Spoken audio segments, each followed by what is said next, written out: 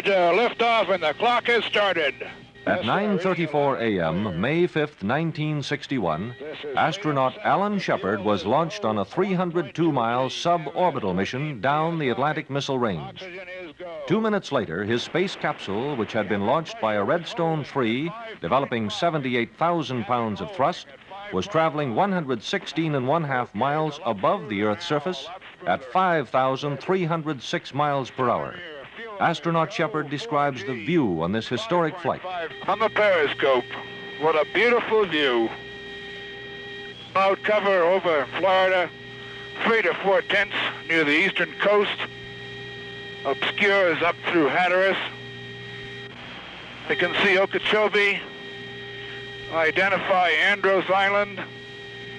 Identify the reefs. Start retro sequence. In retro attitude, arc green. On February 20th, 1962, a Mercury Atlas rocket placed John Glenn in orbit for America's first manned orbital flight. T-minus 18 seconds and counting engine start. You have firing signal. Good Lord, ride all the way. Godspeed, John Glenn. 10, 9, 8, 7, 6, 5, 4, 3, 2, 1, 0. Roger, the clock is operating. We're underway. 5 minutes and 4 seconds after liftoff, astronaut Glenn experienced weightlessness for the first time. Zico. Positive grades fired. Okay. Roger, 0G, and I feel fine. Capsule is turning around. Oh, that view is tremendous. Capsule turning around, and I could see the booster during turnaround just a couple of 100 yards behind me. It was beautiful. Roger, 7. You have a go. At least 7 orbits. Roger. During re-entry, friction with the Earth's heavier atmosphere against the heat shield created a huge fireball. This is Friendship 7. I think the pack just let go. This is Friendship 7, a real fireball outside.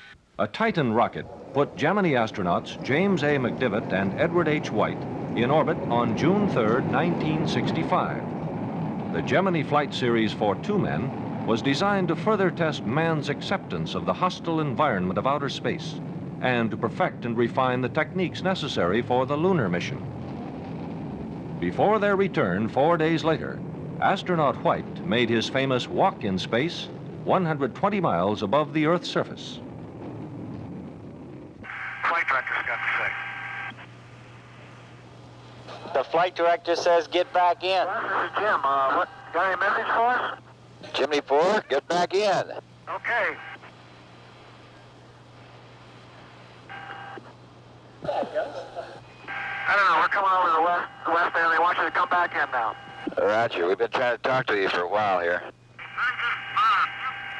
No, back in. Come on. You can almost not back in, but I'm coming. We still got 3.5 more days to go, buddy. I'm coming. This walk in space was no mere stunt. It was a deliberate and methodical test of techniques future astronauts may have to use in space exploration. Pioneering is never without its price. Astronaut White, along with fellow astronauts Virgil Grissom and Roger Chaffee, was to later lose his life in the 1967 Apollo 1 tragedy. Continuing Gemini flights were to see the world's first successful space rendezvous, the docking of a capsule with an Agena vehicle, and the world's longest orbital mission. The flight director would like to speak to you for just a moment. Good morning, Gordo. Yes, how are you? How does it feel for the United States to be the new record holder? At last, huh? Roger. Congratulations. And the world's longest orbital manned flight of 330 hours, 35 minutes, and 31 seconds. During that 14-day flight of Gemini 7 in December of 1965, astronauts Frank Borman and James A. Lovell, Jr. discussed their spacesuit with ground flight director Chris Kraft. Frank, we're moving right along in this suit situation. Roger, there's no question in our minds the only way to fly these things is without pressure suits. I'm convinced we can run the whole works without suits. All we need is a suit for re-entry and emergency stored on board somewhere. But what about our future in space? And just how significant have our efforts been thus far? Dr. Werner von Braun, America's leading contemporary rocket expert, summarizes the meaning of our efforts. We have not yet entered the second age of discovery, the exploration of outer space.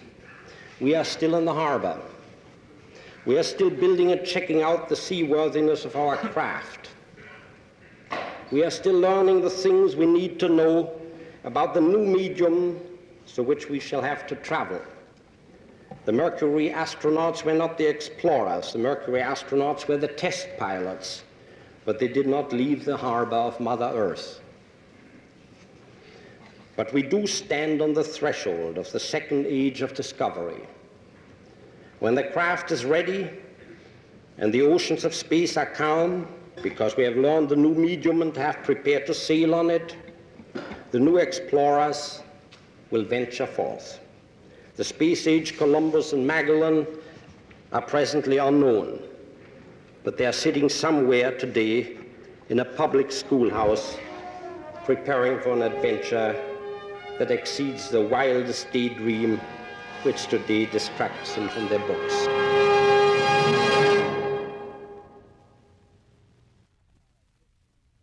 T-minus 15 seconds. Guidance is internal. 12, 11, 10, 9. Ignition sequence starts. 6, 5, 4, 3, 2, 1, 0. All engine running. Liftoff. We have a liftoff. 32 minutes past the hour. Liftoff on Apollo 11. This is Vince Leonard speaking for the National Air and Space Museum at the Smithsonian Institution in Washington. Here are the sounds of space flight, the voices of the pioneers, and highlights of the events documenting man's greatest exploration adventure in history. Man in space, once a dream coupled with science fiction, now a reality based on fact.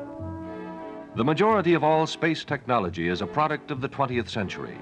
It is the result of such great pioneers as Tsiolkovsky, Robert H. Goddard, and Oberth, all who recognized that the liquid propellant rocket was the key to space flight. History records that rockets were in use as early as the 13th century. These primitive rockets harnessed gunpowder for the propellant and were first developed by the Chinese. From these meager beginnings have stemmed the sounds of space we are familiar with today. The catalyst that blended the wisdom of the centuries and that jarred America into making a run for the moon was a 184-pound chunk of metal called Sputnik 1, launched by the Soviet Union on October 4th, 1957. It was the first man-made object to orbit the Earth. Here is the historic sound that electrified the world.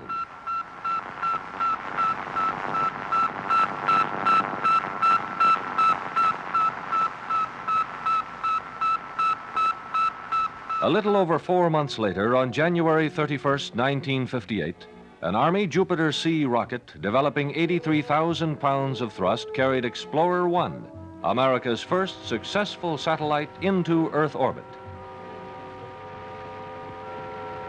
These telemetry signals, supported by more accurate information from Explorer 3, led to the discovery of the Van Allen radiation belt. Vanguard 1, a grapefruit-sized satellite, was launched March 17th of the same year. It was the first U.S. satellite to use solar batteries and made the discovery that the Earth is slightly pear-shaped instead of a perfect sphere, a fact confirmed by later satellites. This is IMP, Interplanetary Monitoring Platform. It was designed by the National Aeronautics and Space Administration and was launched to measure the effects of radiation and solar flares in deep space. This almost musical signal was recorded from Ariel. Launched on April 26, 1962, it was a product of the joint efforts of the United States and England. Mariner 2 was one of a series of space probes designed to find out more about deep space and the planet Venus. It sent back 90 million units of data. The sounds you are now hearing represent the climax of its flyby Venus on December 14th, 1962. 100 days and 180 million miles from Earth.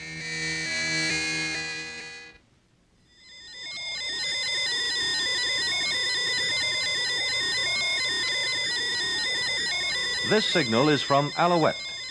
Developed by Canada and launched by the United States, it represents the first satellite completely fabricated in a country other than the United States or Russia.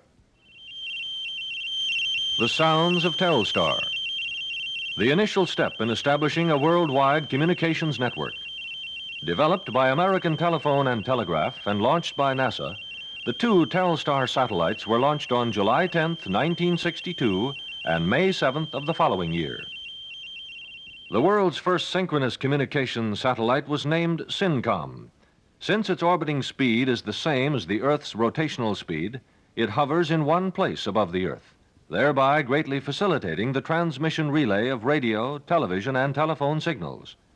The first voice transmission tests via the SYNCOM communication satellite were on July 31st, 1963. This is a voice transmission test being rebroadcast by the SYNCOM synchronous communication satellite. The purpose of this test is to evaluate the audio quality of the SYNCOM communication system. The SYNCOM satellite was launched by the United States of America from Cape Canaveral and is a part of this country's effort to develop a worldwide communication system. September 12th, 1962. The late President John F. Kennedy at Rice University stating our national purposes for space exploration. In short, we set sail on this new sea because there is new knowledge to be gained and new rights to be won, and they must be won and used for the progress of all people. But why, some say, the moon? Why choose this as our goal? And they may well ask, why climb the highest mountain? Why, 35 years ago, fly the Atlantic? Why does Rice play Texas? We choose to go to the moon in this decade and do the other things, not because they are easy, but because they are hard. Because that goal will serve to organize and measure the best of our energies and skills. Because that challenge is one that we're willing to accept, one we are unwilling to postpone, and one we intend to win, and the others too.